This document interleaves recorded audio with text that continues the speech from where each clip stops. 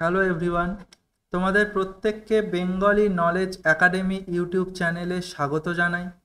Upcoming WBP KP পরীক্ষাকে উদ্দেশ্য করে আমরা অঙ্কের ওপর প্র্যাকটিস ক্লাস আনছি। আগের দিন আমরা ক্লাস 1 করেছিলাম, আজকে আমরা ক্লাস 2 করব। এবং যারা যারা আগের দিনের ভিডিওটা দেখোনি তারা তারা আগের দিনের ভিডিওটা এখন দেখে আসতে পারো, অথবা এই ক্লাসটা করার পরেও দেখতে পারো।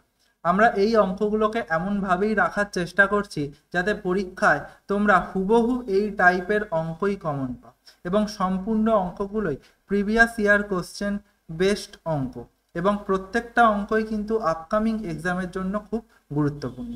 তো চলো বেশি কথা না বাড়িয়ে আমরা সরাসরি অঙ্কের দিকে চলে যাই। তো আগের দিন আমরা ক্লাস 1-এ 3খানা অঙ্ক এইচডাব্লিউ দিয়েছিলাম, সেই 3টে অঙ্ক আমরা আগে সলভ করব, তারপর আমরা আজকের অঙ্কে যাব। দেখো, প্রথম আমাদের এইচডাব্লিউ ছিল পরপর 7টি সংখ্যার গড় যদি 20 হয় বৃহত্তম সংখ্যাটি কত। 7টা সংখ্যা মানে কত? প্রথমটা এক্স, পরেরটা এক্স প্লাস 1, তারপর এক্স প্লাস 2, তারপর এক্স প্লাস 3, তারপর এক্স প্লাস 4, তারপর এক্স প্লাস 5, তারপরে এক্স প্লাস 6। দেখো 7খানা সংখ্যা হলো 1 2 3 4 5 6 7। এটা হচ্ছে পরপর 7খানা সংখ্যা। তাহলে গড় মানে কি? ওপরে যোগফল, নিচে হচ্ছে কতগুলো সংখ্যা। তাহলে এর যোগফলটা কত হচ্ছে দেখো, x plus 1 plus x plus 2 plus x plus 3 plus x plus 4 plus x plus 5 plus x plus 6।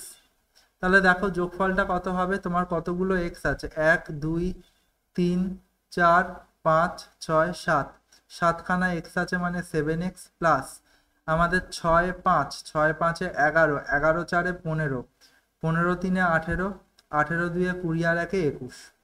তাহলে এটা হচ্ছে আমাদের যোগফল। তাহলে এবার বলেছে গড় 20, তার মানে 7x প্লাস 21 আমাদের যোগফলটা ওপরে। আর আমাদের কতগুলো সংখ্যা ছিল? নাম্বার ছিল আমাদের 7খানা, এর ভ্যালুটাই আমরা বলছি 20। তাহলে এখান থেকে আমরা এক্স এর ভ্যালুটা বার করতে পারি। দেখো 7x প্লাস 21 ভ্যালু কত হচ্ছে? 20 গুণ 7 মানে 140। তাহলে এক্স এর ভ্যালু আমরা বলতে পারি 140 মাইনাস 21 ভাগ 7, 140 মাইনাস 21 ভাগ 7। তাহলে এক্স এর ভ্যালু আমরা বার করব কত? এটা যদি বিয়োগ করি কত হচ্ছে? 9। এটা যদি বিয়োগ করি হচ্ছে 9, হাতে 1, 2 আর 1 3 আর 1 4 মানে 119, 119 ভাগ 7। ঠিক আছে, তাহলে 7 দিয়ে যদি কাটি 7 একে 7, তাহলে 7 7 49। তাহলে এক্স এর ভ্যালু আমরা পাচ্ছি কত? এক্স এর ভ্যালু আমরা পাচ্ছি 17। জানতে কি চেয়েছে? বৃহত্তম সংখ্যাটা কত। তাহলে এদের মধ্যে বৃহত্তম সংখ্যা কোনটা? নিশ্চয়ই এটা এক্স প্লাস 6।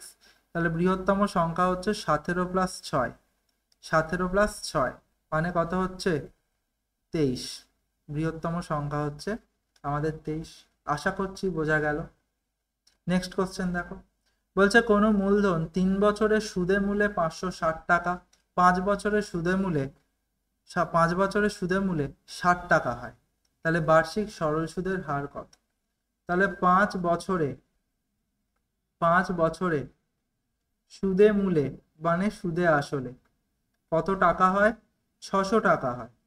আর 3 বছরে সুদে মূলে কত টাকা হয়? 560 টাকা হয়, 560 টাকা হয়। তাহলে 2 বছরের সুদ কত? 2 বছরের সুদ কত? আমরা মাইনাস করলাম 2, তাহলে এখানেও মাইনাস করলে হবে 40। তাহলে 2 বছরের সুদ পেলাম 40। তাহলে 1 বছরের সুদ কত? স্যার 1 বছরের সুদ হচ্ছে 20 টাকা। তাহলে আমরা যে কোনো একটা ধরে, হয় 5 বছর ধরে করতে পারি, হয় 3 বছর ধরে করতে পারি। 3 বছরটা ছোট, আমরা 3 বছর ধরে করছি। তাহলে 1 বছরের সুদ যদি 20 টাকা হয়, তাহলে 3 বছরের সুদ কত টাকা? 20 গুণ 3, তার মানে 60 টাকা। 60 টাকা, 3 বছরের সুদ হচ্ছে 60 টাকা। তাহলে 3 বছরের সুদে মূলে 560 টাকা, তাহলে 3 বছরে আমাদের সুদ কত? 60 টাকা। তাহলে আসল কত?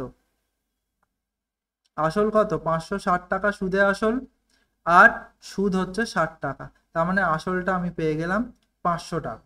এবার আমার কি জানতে চেয়েছে? এবার আমাকে জানতে চেয়েছে যে সুদের হার কত। তাহলে এবার আমরা সিম্পল ইন্টারেস্ট তো জানি, আই সমান সমান পি আর টি বাই 100। তাহলে ইন্টারেস্টটা কত স্যার? 3 বছরের ইন্টারেস্টটা আমার হচ্ছে 60। পিটা কত স্যার? পিটা আসল যেটা হচ্ছে আমার 500। সুদের হার কত স্যার? জানি না, ওটাই বার করতে হবে। টাইম কত স্যার? সময়টা আমরা 3 বছর ধরে করছি, বাই 100। তাহলে আমরা দুটো শূন্য কেটে দিই। তাহলে আর এর ভ্যালু কত হয়ে যাবে? এখানে আর এর ভ্যালু হয়ে যাবে 60 ভাগ, এই দুটো গুণ আছে মানে 3 গুণ 5 আছে, এটাকে আমরা নিচে পাঠিয়ে দিই 3 গুণ 5। তাহলে 3 দুগুণে 6 শূন্য, আর 5 4 20। তাহলে হয়ে যাবে আমাদের সঠিক উত্তর, আর এর ভ্যালু হচ্ছে 4%। প্রত্যেকটা অঙ্ক কিন্তু আমরা ভেঙে ভেঙে করছি যাতে কোথাও কোনো রকম বুঝতে অসুবিধা না হয়, এবং একদম কিন্তু স্টেপ জাম্প করছি না। নেক্সট কোশ্চেন দেখ, এটাও আমাদের এইচডাব্লিউ ছিল। এবিসি এর মধ্যে এবিসি কিছু টাকা এই অনুপাতে, মানে এটা হবে সম্ভবত এবিসিডি, ঠিক আছে, এটা এবিসিডি হবে। এবিসিডির মধ্যে কিছু টাকা 5:2:4:3 অনুপাতে ভাগ করা হয়। সি যদি ডি এর থেকে 1000 টাকা বেশি পায়, তবে বি কত টাকা পায়? ভাই আমাদের আনুপাতিক ভাগাড় করে আমরা করতে পারি, আনুপাতিক ভাগাড় করে আমরা করতে পারি, কিন্তু আমরা আরো সহজে করতে পারবো। দেখো ভালো করে, A B C R D, A B C D কত আছে? 5:2:4:3। এবার বলছে সি যদি ডি এর থেকে 1000 টাকা বেশি পায়, সি ডি এর থেকে কত বেশি পেয়েছে? 1 টাকা বেশি পেয়েছে না? তাহলে 1 ইউনিট, এই 1 ইউনিটের ভ্যালুটাই আমি বলবো 1000। 1 ইউনিটের ভ্যালুটাই আমি বলবো 1000। তাহলে জানতে চাইছে বি কত টাকা পাবে। বি মানে কত? 2 ইউনিট পেয়েছে, তাহলে 2 ইউনিটের ভ্যালুটা কত? 2 ইউনিটের ভ্যালুটা কত? তাহলে 1 থেকে 1000 আনতে গেলে আমাকে 1000 দিয়েই গুণ করতে হচ্ছে, তাহলে 2কেও আমি 1000 দিয়ে গুণ করি। তাহলে বি আমাদের 2000 টাকা পেয়েছে। আশা করছি ক্লিয়ার হয়েছে অঙ্কটা। চলো, এই ছিল আমাদের আগের দিনের 3টে এইচডাব্লিউ, আমরা যেটা কিন্তু সলভ করলাম। এবং আজকের আমাদের প্রথম প্রশ্ন দেখো, এ ও বি এর আয়ের অনুপাত 3:4, তাদের খরচের অনুপাত 2:3। প্রত্যেকে যদি 200 টাকা করে সঞ্চয় করে, তাহলে এ ও বি এর আয় কত? এদিকে লিখি এ, এদিকে লিখি বি, এদিকে এ, এদিকে বি। বলছে আয়ের অনুপাত, তাহলে আয়ের অনুপাত কত? 3:4। আর খরচের অনুপাত কত? 2:3। ঠিক আছে, তাহলে আমি যদি সঞ্চয়ের অনুপাতটা বলতে চাই, দেখো ভালো করে, 3 টাকা আয় 2 টাকা খরচ, সঞ্চয় 1 টাকা। বি এর ক্ষেত্রে 4 টাকা আয় 3 টাকা খরচ, সঞ্চয় হচ্ছে আমাদের 1 টাকা।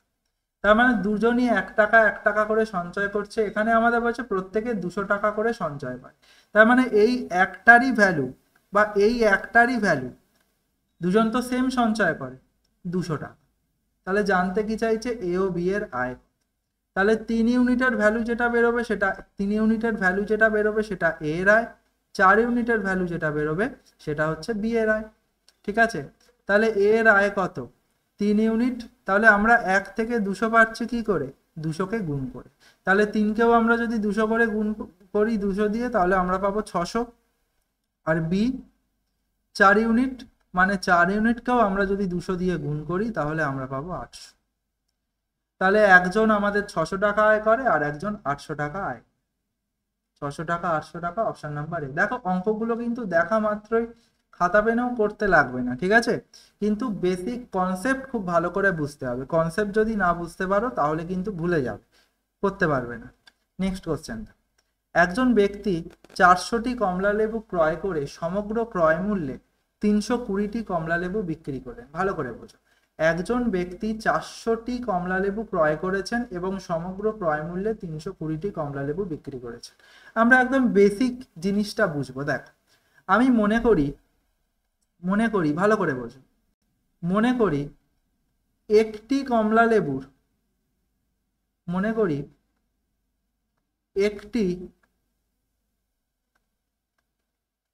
লেবুর সিপি মানে কস্ট প্রাইস 1 টাকা, কস্ট প্রাইস হচ্ছে 1 টাকা। তাহলে 400টা কমলা লেবু ক্রয় করেছে কত টাকা? তাহলে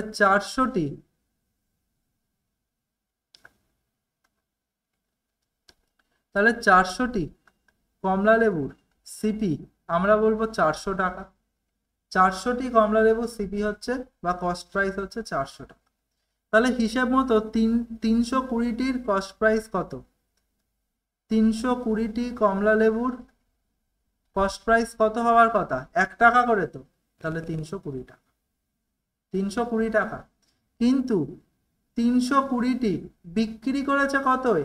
বিক্রি করেছে আমাদের সমগ্র ক্রয় মূল্য, মানে 400টি কমলা লেবু যত টাকায় কিনেছিল তত টাকা। তাহলে 300টি কমলা লেবুর আমাদের এসপি মানে সেলিং প্রাইস 400 টাকা। ব্যাস, আমাদের গল্প হয়ে গেল। তাহলে আমাদের কস্ট প্রাইস 320, সেলিং প্রাইস 400, ঠিক আছে? তাহলে লাভ কত হলো? তুমি বলবে স্যার লাভ হয়েছে 400 বিয়োগ 320। 400 বিয়োগ 320 মানে 80 টাকা হচ্ছে আমার লাভ। 80 টাকা আমার লাভ। সিপি কোনটা? 320 হচ্ছে সিপি। এসপি কোনটা? 400 হচ্ছে আমার এসপি। তাহলে আমাদের লাভ কার ওপর হয়? কস্ট প্রাইসের ওপর হয়। তাহলে 80 বাই 320 আমার কস্ট প্রাইস ইন্টু 100 করে দাও। 0 0কে তুমি ক্যান্সেল করে দাও, ঠিক আছে? 4 8 32 করো, 8 10 80 করো, 2 2 4 করো, 5 করো, আর এখানে করো 5। তাহলে অ্যান্সার তোমার হয়ে যাচ্ছে 25%। 25% লাভ। অ্যান্সার হয়ে যাচ্ছে তোমার 25 বা 25% লাভ, অপশন নাম্বার সি। আশা করছি প্রত্যেকে বুঝতে পেরেছ। Next question. সুরেশের বয়স কিরণের দ্বিগুণ, তাদের বয়সের সমষ্টি 24 বছর। তাহলে সুরেশের বয়স কত? তাহলে আমি যদি ধরি কিরণের বয়স x বছর, তাহলে সুরেশের বয়স 2x বছর। একদম ইজি কোশ্চেন, কিন্তু ভাই এটা প্রিভিয়াস ইয়ারের কোশ্চেন, ঠিক আছে? তা প্রিভিয়াস ইয়ারের সহজ কোশ্চেন এলে তো আমার কিছু করার নেই। তাহলে কিরণের বয়স আমরা ধরছি x বছর, আর আমরা ধরছি সুরেশের বয়স হচ্ছে 2x বছর। তাই তো বলেছে সুরেশের বয়স কিরণের দ্বিগুণ। তাহলে দুটোর সমষ্টি হচ্ছে 24। তাহলে আমি বলতে পারি x প্লাস 2x এর ভ্যালু হচ্ছে 24। তাহলে এখান থেকে তুমি পাচ্ছ 3x এর ভ্যালু 24। তাহলে এখান থেকে x এর ভ্যালু তুমি পেয়ে যাচ্ছ 8। জানতে কি চেয়েছে? সুরেশের বয়স কত।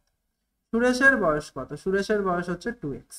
তাহলে অতএব সুরেশের বয়স কত হচ্ছে? 2 গুণ 8, তার মানে 8 দুগুণে 16 বছর। সুরেশের বয়স হচ্ছে 16 বছর, option number A. Next question দেখো। একটি সমবাহু ত্রিভুজের উচ্চতা √6 হলে ত্রিভুজের ক্ষেত্রফল কত? খুব ভালো করে বুঝতে হবে। আমাদের কি বলে দিয়েছে? আমাদের উচ্চতা বলে দিয়েছে। সমবাহু ত্রিভুজের আমাদের উচ্চতা বলে দিয়েছে। তাহলে আমরা কি জানি? আমরা জানি সমবাহু ত্রিভুজের উচ্চতা সমান সমান √3/2 ইন্টু বাহু। একদম স্যার। তাহলে আমরা বলতে পারি বাহু সমান সমান উচ্চতা ইন্টু 2√3। কেন স্যার 2√3 কেন হলো? বাহুর সঙ্গে তো √3/2টা আমার গুণে ছিল, তাহলে আমাদের হিসেব মতো সমান সমানের অন্যদিকে গেলে ভাগ হয়ে যাবে।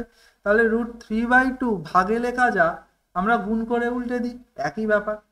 তাহলে বাহু আমরা জানি না, উচ্চতা কত আমরা জানি √6 ইন্টু 2/√3।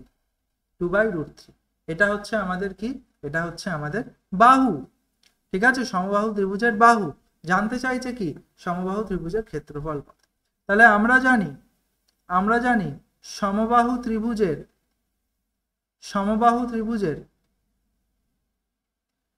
ক্ষেত্রফল সমান সমান √3/4 ইন্টু বাহু স্কোয়ার। তাহলে √3/4 ইন্টু বাহুটা কত স্যার? বাহুটা ওপরে আমরা বলি 2√6 আর নিচে আমরা বলি √3। তাহলে বাহু স্কোয়ার মানে 2 গুণ 2 গুণ √6 গুণ √6 বাই নিচে হচ্ছে √3 গুণ √3। তাহলে কত হচ্ছে? কত হচ্ছে দেখো, কত হচ্ছে দেখো, এখান থেকে যদি আমরা করি √3/4 ইন্টু 2 × 2 √6 ইন্টু √6 করলে শুধু 6 হয়, আর √3 করলে শুধু 3 হয়। তাহলে তুমি 3কে কেটে দাও, 3 দুগুণে 6, তাহলে 2 দুগুণে 4, 4 কেটে দাও, তাহলে তোমার অ্যান্সার হচ্ছে 2√3। তাহলে সমবাহু ত্রিভুজের ক্ষেত্রফল কত? সমবাহু ত্রিভুজের ক্ষেত্রফল 2√3, মানে অপশন নাম্বার হচ্ছে আমার এ। আশা করছি অঙ্কটা পুরো পরিষ্কার বোঝা গেছে। নেক্সট কোশ্চেন দেখো, দুটি বৃত্তের ব্যাসার্ধের পার্থক্য 7 সেন্টিমিটার, ক্ষেত্রফলের পার্থক্য 1078 হলে ছোট বৃত্তটির ব্যাসার্ধ কত? তাহলে বলেছে ব্যাসার্ধের পার্থক্য। আমার দুটো বৃত্ত আছে, তাহলে বড় বৃত্তটার ব্যাসার্ধ আমি ধরছি বড় হাতের আর, ছোট বৃত্তটার ব্যাসার্ধ আমি ধরছি ছোট হাতের, এবং দুটোর পার্থক্য আমাকে বলেছে কত? 7 সেমি। 7 সেমি। তাহলে আমরা কি জানি? আমরা জানি বৃত্তের ক্ষেত্রফল। পরেরটা আমাদের ক্ষেত্রফল নিয়ে কাজ হবে। তাহলে বৃত্তের ক্ষেত্রফল, বৃত্তের ক্ষেত্রফল সমান সমান আমরা জানি πr²। তাহলে এখানে হিসেব মতো পাই, এখানে হিসেব মতো পাই বড় হাতের r² মাইনাস পাই ছোট হাতের r²। দেখো ক্ষেত্রফলের পার্থক্য বলেছে, এর ভ্যালুটাই হচ্ছে 1078। তাহলে পাইটাকে যদি আমি কমন নিই, তাহলে বড় হাতের r² মাইনাস ছোট r², এর ভ্যালুটা হচ্ছে আমার 1078। আমরা কি জানি? পাই এর মান হচ্ছে 22/7। তাহলে r² মাইনাস r² যদি এদিকে আসে পাইটা, তাহলে আমি মানটা বসিয়ে দিই, 22/7 ছিল, তাহলে এদিকে আসলে আমাদের গুণ হয়ে 7/22 হয়ে যাবে, আমাদের 7/22 হয়ে যাবে। তাহলে কত হবে এখানে দেখো, এখানে হবে তোমার 11 দুগুণে 22, এখানে 9 11 99 8, তাহলে এখানটা কত হচ্ছে? 2 দিয়ে কাটলে হচ্ছে 4 দুগুণে 8, 9 দুগুণে 18, ঠিক আছে? 49 × 7, 49 × 7, 49 × 7, ঠিক আছে। তাহলে এবার কি করব? a² মাইনাস b², মানে আমি কি বলতে পারি? a plus b into a minus b, তাই তো? কেন স্যার, কোথা থেকে লিখলেন? a² মাইনাস b², ফর্মুলা আমরা জানি কি? a plus b into a minus b. আমরা তাই করলাম, দেখো a² মাইনাস b² ছিল, আমরা a plus b a minus b করলাম। এদিকটা আছে কত? 49, 49 × 7, 49 × 7। তাহলে এবারে আর প্লাস ছোট হাতের আর, মানে বড় বৃত্তের ব্যাসার্ধ প্লাস ছোট বৃত্তের ব্যাসার্ধ ইন্টু, দেখো ভালো করে দেখো, এখানে আর মাইনাস আর, আর মাইনাস আর এর ভ্যালুটা আমরা জানি কত? 7। তাহলে এর জায়গায় আমি 7 লিখে দিই, ভ্যালুটা হচ্ছে 49 × 7। তাহলে পরের লাইন বড় হাতের আর প্লাস ছোট হাতের আর ইকুয়াল টু 49 × 7 বাই, এখানে গুণ 7 ছিল, বাই 7 হয়ে যাবে, 7 7কে তুমি ক্যান্সেল করে দাও। তাহলে আর প্লাস আর এর ভ্যালু তুমি পেলে 49, তুমি পেলে 49। তাহলে এবার তুমি লিখতে পারো, এইটা টোটালটা হচ্ছে আমাদের সূত্র, এই ফর্মুলাটা আমাদের কাজে লাগলো, ঠিক আছে? এবারে তুমি কি লিখতে পারো?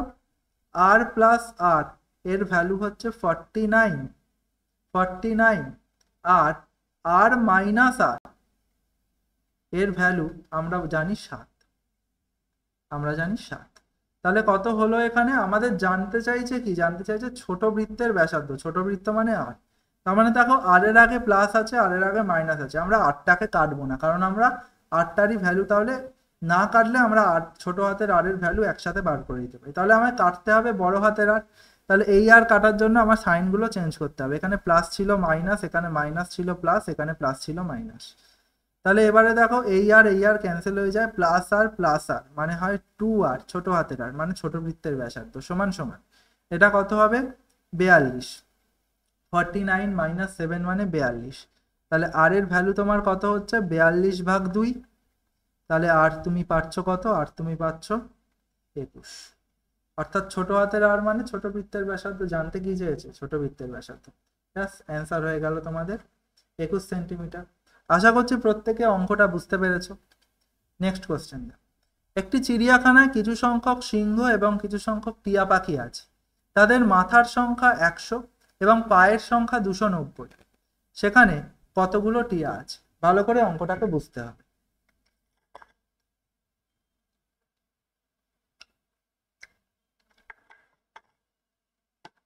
কিছু সংখ্যক সিংহ আছে আর কিছু সংখ্যক টিয়া পাখি আছে।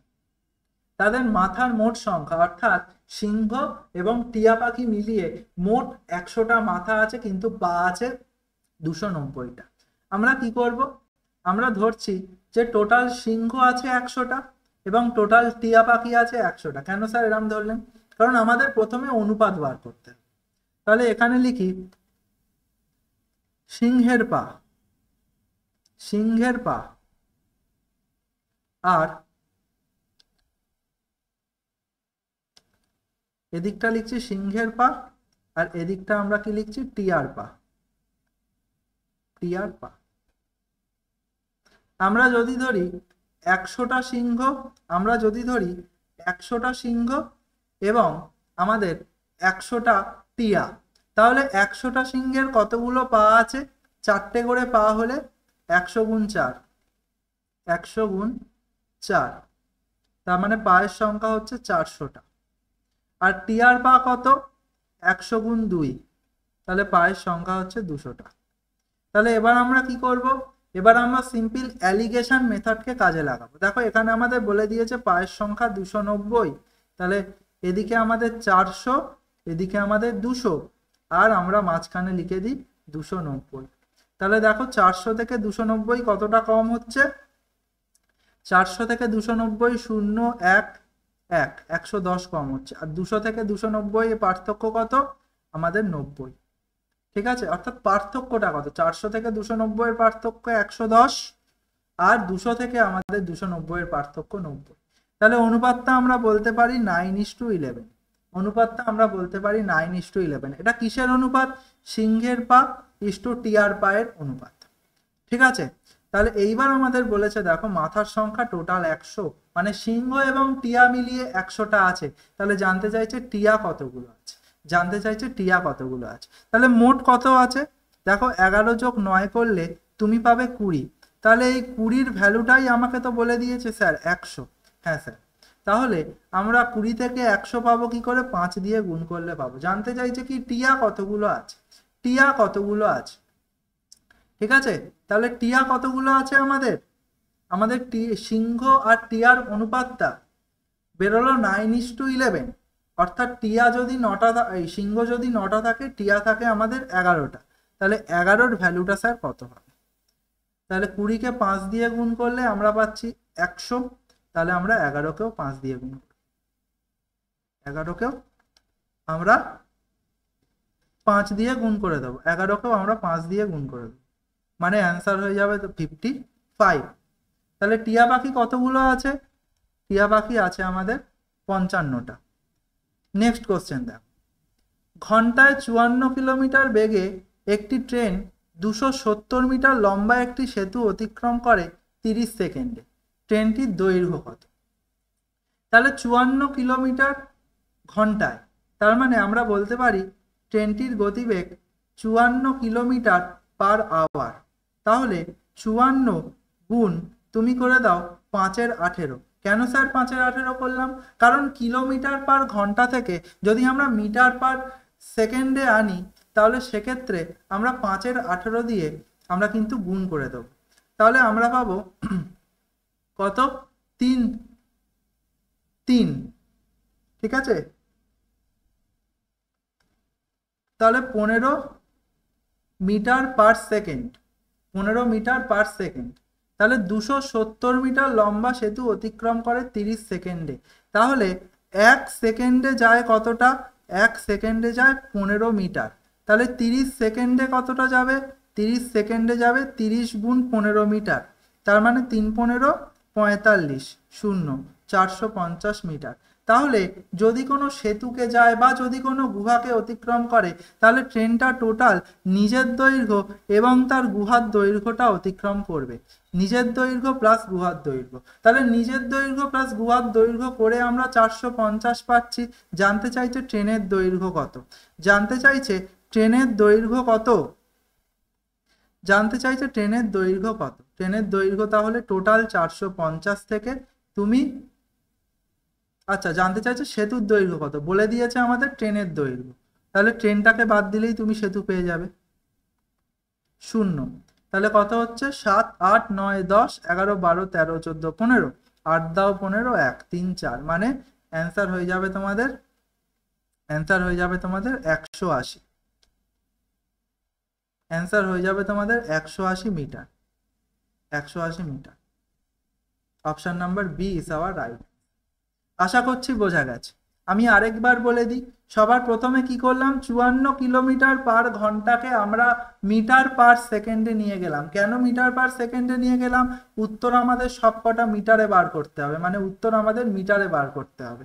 তাহলে এবার আমাদের কনসেপ্ট, যদি কোনো গুহাকে কোনো ট্রেন অতিক্রম করে তাহলে ট্রেনটা মোট কত দূরত্ব যাবে, ট্রেনটার নিজের যা দৈর্ঘ্য সেটা যাবে প্লাস গুহার যা দৈর্ঘ্য সেটা যাবে বা সেতুর যা দৈর্ঘ্য সেটা যাবে। তাহলে স্যার যদি একটা সিঙ্গেল পোস্টকে অতিক্রম করতো, যদি একটা সিঙ্গেল গাছকে অতিক্রম করতো তাহলে কতটা যেত, তাহলে ট্রেনটা শুধু তার নিজের দৈর্ঘ্য যেত। তাহলে এই ক্ষেত্রে ট্রেনটা সেতুটাকে অতিক্রম করেছে, মানে নিজের দৈর্ঘ্য অতিক্রম করেছে প্লাস সেতুর দৈর্ঘ্য অতিক্রম করেছে। তাহলে টোটাল 30 সেকেন্ডে সে গেছে, 30 সেকেন্ডে সে নিজের দৈর্ঘ্য অতিক্রম করেছে আবার সেতুর দৈর্ঘ্য অতিক্রম করেছে।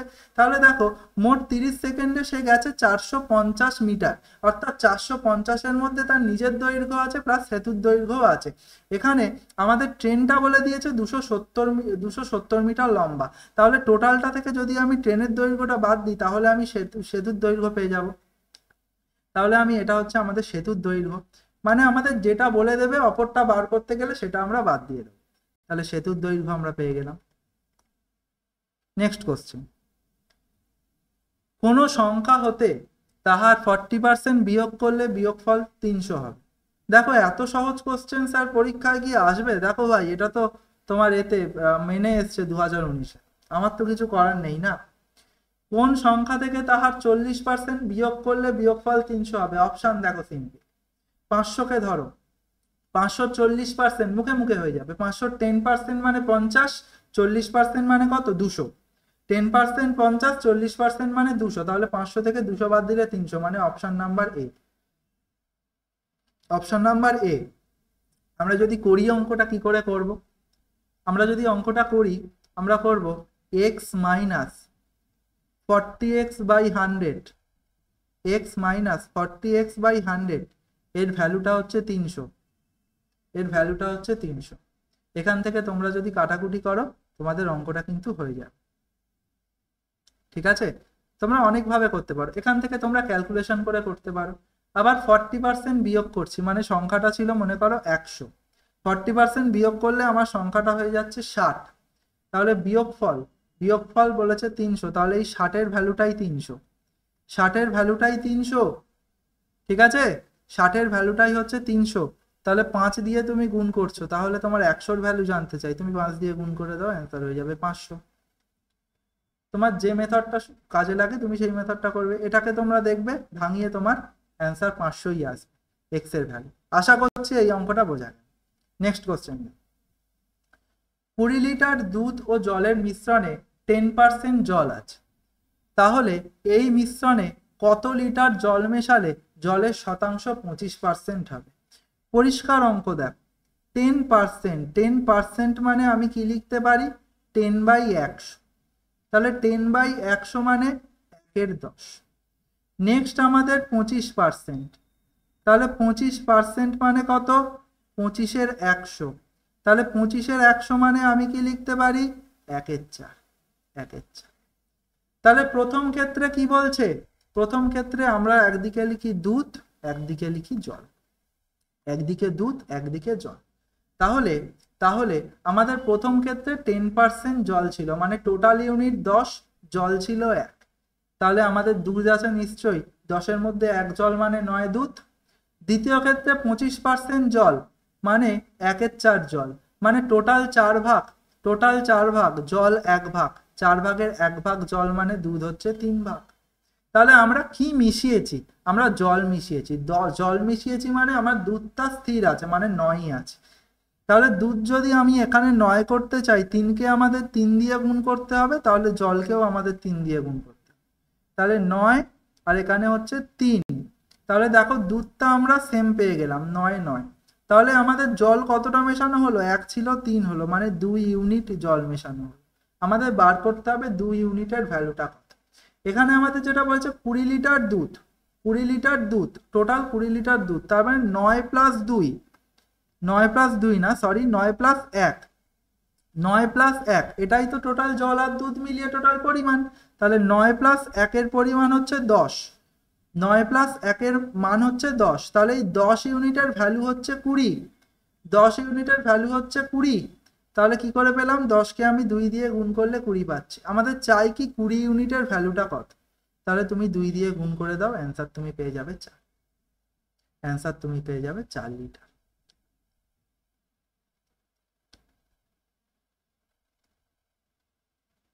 অ্যান্সার তুমি পেয়ে যাবে 4 লিটার। আশা করছি অঙ্কটা বোঝা গেল। তাহলে option number A. Next question দেখো, 1 + 1/2 into 1 + 1/3 into 1 + 1/4 dot dot dot, লাস্টেরটা হচ্ছে 1 + 1/88, এর ভ্যালুটা কত জানি। কি করব আমরা? 1 + 1/2, তার মানে কত? নিচে যদি আমাদের 2 লসাগু থাকে, 2 1 2 + 1 মানে 3 এর 2, এখানে নিচে 3 লসাগু থাকলে আমাদের 3 1 3 + 1 মানে 4 এর 3, এখানে আমাদের যদি 4 লসাগু থাকে, 4 1 4 + 1 মানে 5 এর 4। দেখো ভালো করে যে আমাদের ওপরের 3 আর পরের নিচের 3 কেটে যাচ্ছে, ওপরের 4 নিচের 4 কেটে যাচ্ছে, এখানে 5 কেটে যাবে, এরপরে নিচে যে থাকবে তার সাথে, তাই তো কেটে যাবে। তাহলে আমাদের লাস্টেরটা কত হচ্ছে? ডট ডট করে লাস্টেরটা আমাদের নিচে 88 আর ওপরে হচ্ছে 89। তাহলে নিচেরটা তার আগেরটার সঙ্গে কেটে যাবে, নিচেরটা তার আগেরটার সঙ্গে কেটে যাবে। তাহলে পড়ে থাকবে কত? ওপরে থাকবে 89, ওপরে থাকবে 89, নিচে কত থাকবে? নিচে থাকবে আমাদের 2, নিচে থাকবে আমাদের 2, ওপরে থাকবে 89 আর নিচে থাকবে আমাদের 2, মানে 89/2 মানে কত? 4 দুগুণে 8, 9, 4 দুগুণে 8, 1, ঠিক আছে, পয়েন্ট দাও, 5 2 10, তার মানে অ্যান্সার হচ্ছে 44.05, 44.05। আশা করছি অঙ্কটা বোঝা গেল। তাহলে এইরকম অঙ্কের ক্ষেত্রে আমরা কি করব? আমরা যোগফলের প্রথম যোগফলের নিচেরটা নেব, শেষ যোগফলের উপরেরটা নেব, ব্যাস আমাদের অঙ্ক শেষ। নেক্সট কোশ্চেন, পিতা ও পুত্রের বয়সের অনুপাত 6:1, 5 বছর পর তাদের বয়সের অনুপাত 7:2, ছেলের বয়স এখন কত? ছেলের বয়স এখন কত? তাহলে পিতার এখন বয়স যদি 6x হয়, আচ্ছা আমি লিখি পিতার বর্তমান বয়স 6x বছর, আর ছেলের, আচ্ছা ভদ্র ভাষায় লিখি, ছেলেও ভদ্র ভাষায়, পুত্র বলেছে পুত্র লিখি, পুত্রের বর্তমান বয়স 1x বছর মানে শুধু x বছর। এবার বলছে 5 বছর পর তাদের বয়সের অনুপাত 7:2, তার মানে পিতার বয়স 5 বাড়বে 5 বছর পর, পুত্রের বয়সও 5 বাড়বে 5 বছর পর, অনুপাতটা 7/2। তার মানে বজ্র গুণন করি কোনায় কোনায়, 12x + 10, আর এখানটা কত হচ্ছে? 7x + 5 7 35, তাহলে 12x - 7x ভ্যালু 35 - 10, তাহলে 7 12 মানে 5x, 5x এর ভ্যালুটা কত হচ্ছে তোমার? 25। তাহলে তুমি x এর ভ্যালুটা বার করতে পারবে? x এর ভ্যালুটা হচ্ছে 25/5 মানে 5, 5 5 25। জানতে কি চেয়েছে? ছেলের বয়স এখন কত? দেখো পুত্রের এখনকার বয়স কত, পুত্রের এখনকার বয়স এক্স বছর, এক্স এর ভ্যালু আমরা পেলাম 5, তাহলে পুত্রের বর্তমান বয়স 5 বছর। আশা করছি অঙ্কটা ক্লিয়ার বোঝা গেল। নেক্সট কোশ্চেন দেখো, একটি চৌবাচ্চা একটি নল দিয়ে 30 মিনিটে ভর্তি হয়, অপর নল দিয়ে 40 মিনিটে খালি হয়। দুটোকে যদি আমরা একসাথে খুলে রাখি তাহলে চৌবাচ্চাটা পূর্ণ হতে কত সময় লাগবে? তাহলে নল এ ভর্তি করে, নল বি খালি করে। মনে করি নল এ পুরোটা 30 মিনিটে ভর্তি করে আর নল বি পুরোটা 40 মিনিটে খালি করে। তাহলে টোটাল ভলিউমটা কি করব? 40 আর 30-এর এলসিএম নিয়ে নাও, আমরা মোটামুটি 120 করে দিই। তাহলে এর এফিসিয়েন্সিটা কত হচ্ছে? দেখো 4 হচ্ছে এফিসিয়েন্সি। টোটাল 120 ইউনিট ভরতে 4 এফিসিয়েন্সি। বি এর এফিসিয়েন্সিটা কত হচ্ছে? 3 হচ্ছে। এ যেহেতু খালি করে তাই আমরা মাইনাস রাখলাম। ঠিক আছে, তাহলে আমরা পেলাম এ এর এফিসিয়েন্সি, এ এর দক্ষতা 4, বি এর দক্ষতা হচ্ছে 3। এবারে এ প্লাস বি এর দক্ষতা, এ প্লাস বি এর এফিসিয়েন্সি কত?